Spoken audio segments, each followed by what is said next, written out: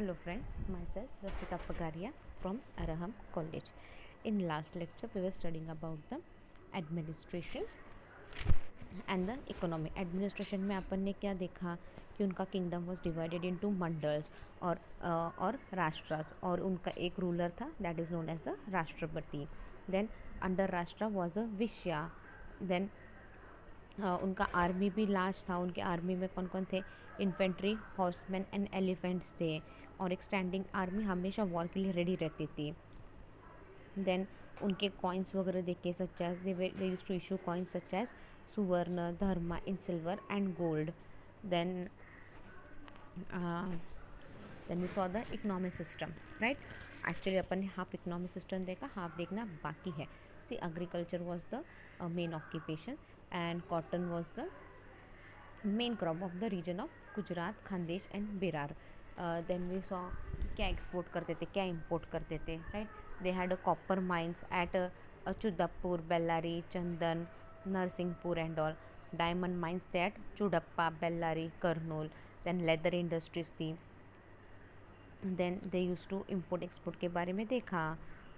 Exports were cotton yarn, cotton, muslin, hides, indigo, essence.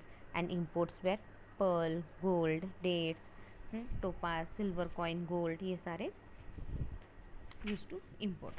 Now moving towards the next point, that is the artist and craftsman formed corporation, guilds rather than an individual business. That is the weavers, oilmen, artisans, basket and mat makers and fruit sellers.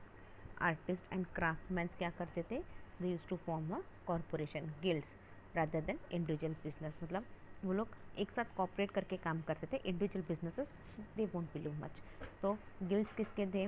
They were of weaver, oilman, artisans, basket and mat maker and fruit seller. The government's income came from regular taxes, occasional fine taxes, fines, income tax, miscellaneous taxes and tribute from feudatories. See, the government's income कहाँ से आती थी? It came from income. Government को कहाँ से मिलता था? Tax से मिलता था, ओकेशनल फाइन से मिलता था, income tax, tributes from feudatories.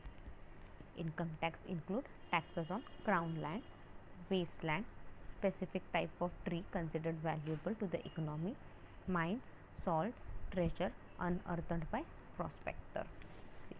Income tax में क्या था? Income tax include taxes on crown land, waste land, specific types of trees considered valuable to the economy, mine, salt, treasure. Then additional customary presents were given to the king और royal officer. Additional क्या है? Presents दिए जाते थे king को और फिर या फिर रॉयल ऑफिसर्स को. द लैंड ओनर और tenant paid a variety of taxes include land tax, produce tax and payment of the overhead for maintenance of the governda. The landowner or tenants, they paid a variety of taxes. These include land tax, produce tax, payment of the overhead for maintenance of the village. In most of the kingdom, land taxes were paid in goods and services and rarely in cash. In most of the kingdom क्या था? Land tax were paid in goods and services. Land tax किस form में? Goods and services, और कभी तो भी cash में रहता था. A portion of all taxes earned by the government was return to the villages for maintenance. से पोर्शन ऑफ सी, अभी सब टैक्स वगैरह कलेक्ट कर रहे हैं, उनको टैक्स कहाँ से आता है? Regular tax, fine, other tax, फिर ऐसे अपन किंग को गिफ्ट्स के तौर पे दे देते हैं. तो ये सब गवर्नमेंट को ये सब टैक्स के तौर पे आता है. तो गवर्नमेंट ने टैक्स का क्या करती है? अपने पे सारा उड़ाती है क्या? नहीं.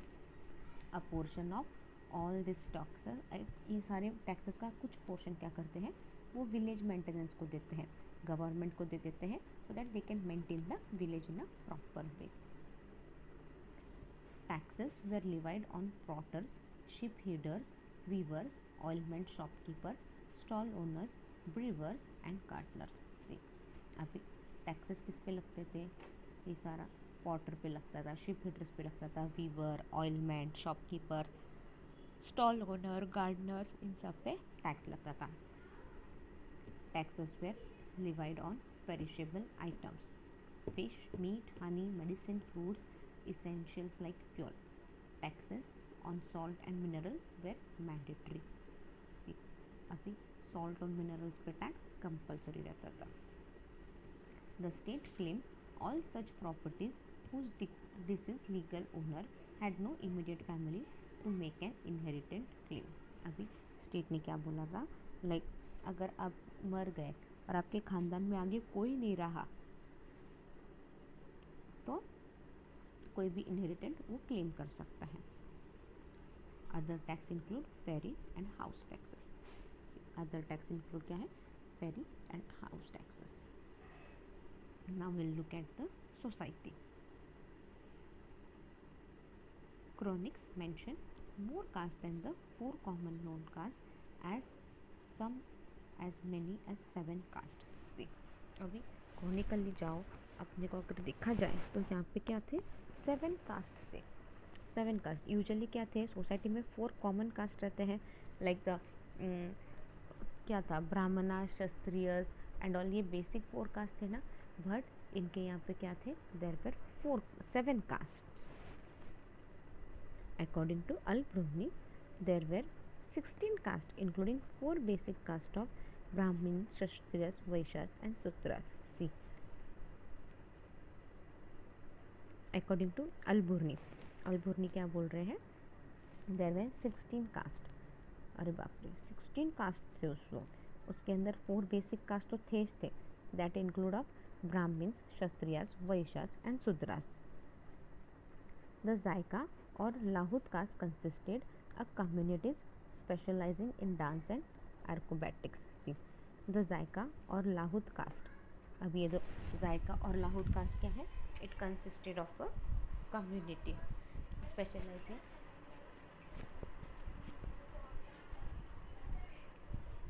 ये क्लास क्या था? It was specialized in dance and aerobatics. The Antayajas caste provided many manual services to the wealthy. अब क्या बोल रहे हैं? The Antayajas caste provided many menial services to the wealthy. See, ये जो अंतयाजा कास्ट है, ये क्या करता था, बहुत से छोटे मोटे सर्विस देता था to the wealthy class people. Brahmins enjoyed the highest status in Rashtrakuta society. See, Brahmins को क्या था, एक बड़ा स्टेटस था इन राष्ट्रकूटा सोसाइटी. लाइक ब्राह्मण को हर जगह इम्पोर्टेंस दिए ना, तो राष्ट्रकूटास ने भी ब्राह्मण को एक अच्छा स्टेटस दिया है. ओनली दो क्षत्रिय इन द शत Kshatriya sub caste noble Kshatriya were higher in status. See, अभी क्षत्रियास में भी देखो अलग अलग है. एक तो शत क्षत्रिय, सब कास्ट, नोबल क्षत्रिय, ये लोगों को हायर इन स्टेटस माना जाता था. फिर बाकी सब में क्या था, सिर्फ ब्राह्मण्स को इम्पोर्टेंस था और फिर बाद में क्षत्रियस को था. यहाँ पे क्षत्रियस को भी इम्पोर्टेंस दिया जा रहा है, बट क्षत्रियस के अंदर और सब कास्ट है, दैट इज द सत क्षत्रियस. इनको सबसे हायर स्टेटस दिया जाता था.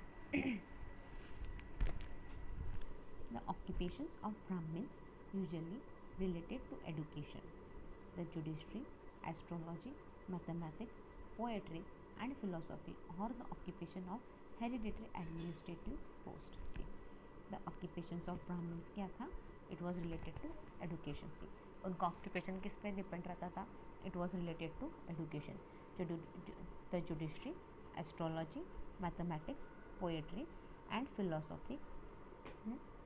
अब education में क्या था, अब एडुकेशन में क्या था, उसको जुडिशरी था, एस्ट्रोलॉजी था, मैथमेटिक्स था, पोएट्री था एंड फिलोसॉफी था. और the occupation of hereditary administrative post. अभी हेरिडिटरी एडमिनिस्ट्रेटिव पोस्ट यानी क्या, हेरिडिटी के हिसाब से चलेगा. हाँ, जैसे अगर मेरा बेटा राजा है तो उसका भी बेटा राजा ही बनेगा, राइट. अगर मेरा बेटा अगर किंग के दरबार में मिनिस्टर है तो उसका भी बेटा मिनिस्टर की कोई पोस्ट मिलेगी किंग के दरबार में. So it went on hereditary administrative post, ऐसे चलता रहता continuously. By the 9th century, kings belonging to all the 4 castes had achieved the highest seat in the monarchy system in Hindu India. See, by the 9th century, अब 9th century तक क्या हो गया, kings belonging to all 4 caste, जो भी 4 cast के राजा थे उनको सबसे अच्छा हाईएस्ट अचीवमेंट मिल गया in the monarchial system in Hindu India. Hindu India में क्या मिल गया, ये जो 4 कास्ट के जो राजा थे उनको एक अच्छा ओहदा मिल गया था। Land ownership by people of all caste is recorded in inscription. Land ownership by people, अभी land ownership by people of all caste is recorded, like हर कास्ट का लोग जो है, कोई 16 क्लास बोल रहा है, कोई 4 क्लास बोल रहा है, तो हर क्लास के लोगों के पास क्या था, उनकी लैंड थी। दे हैड अ लैंड ओनरशिप, उनका लैंड ओनरशिप, हर कास्ट के लोगों के पास लैंड ओनरशिप था। Intercaste marriages in the higher caste were only between high-placed Kshatriyas girls and Brahmin boys, but was relatively frequently among other caste. अब क्या बोला है, उस वक्त क्या था, इंटरकास्ट मैरिज क्या था, in the higher caste were only between the highly placed Kshatriyas girls and Brahmins. मतलब इंटरकास्ट मैरिज वहाँ पे होता था, बट किस में होता था, ओनली हाई क्लास लोगों में होता था। जैसे कि क्या था उस वक्त, गर्ल किसकी थी, क्षत्रियास के गर्ल और ब्राह्मण के बॉयज, राइट। क्षत्रिया गर्ल्स थे और ब्राह्मण के बॉयज थे। इन केस में भी love marriage, like love marriage होता था। अपार्ट फ्रॉम दैट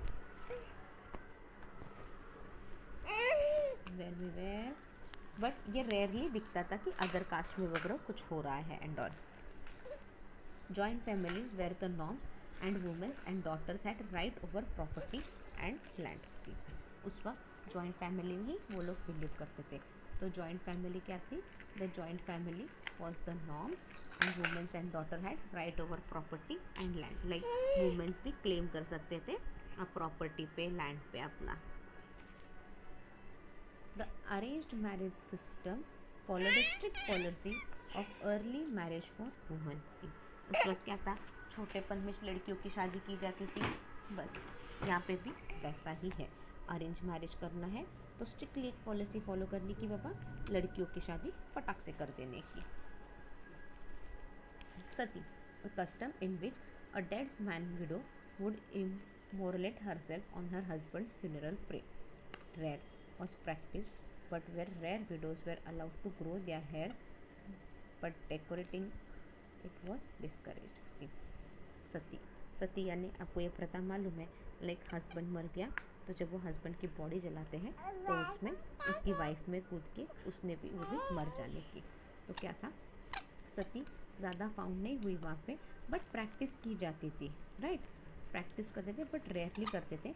और जो उसकी विडो है वो अपने बाल ग्रो नहीं कर सकती थी, लाइक उसने अपने शी शुड बी रिमेन बाल, और कोई डेकोरेटिंग वगैरह कुछ नहीं करने का उसने, एकदम। वो देखते थे ना पहले केस में अपन, जब सती बंद हो गई तो विडो रहती थी, उसने बाल नहीं पड़ाने चाहिए, वो ऑलमोस्ट टकलू रहती थी, and she used to wear white sari and nothing else, no jewellery, nothing, ना ही कोई श्रृंगार करना, कुछ नहीं कर सकते थे आप उस वक्त। The remarriage of widow was rare among the upper caste and more accepted among the lower caste. Widow remarriage क्या था, वो अपर क्लास में रेयरली अपना रहे थे, बट लोअर क्लास में ये लोग, लोअर क्लास के लोगों ने एक्सेप्ट कर लिया था, लाइक विडो की remarriage of the widow.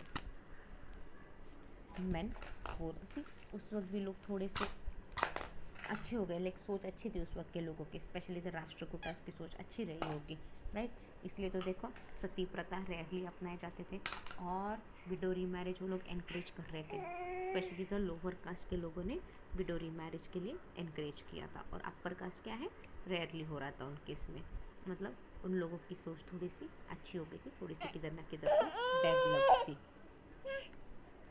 Men wore loose garment on top and a garment wore like a dhoti for the lower part of the body। See, men क्या पहनते थे, they used to wear a loose garment on top।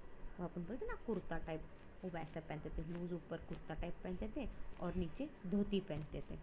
Only king would wear turban. See, और turban कौन पहनता था, सिर्फ king पहनता था टर्बन, और कोई टर्बन नहीं पहन सकता था।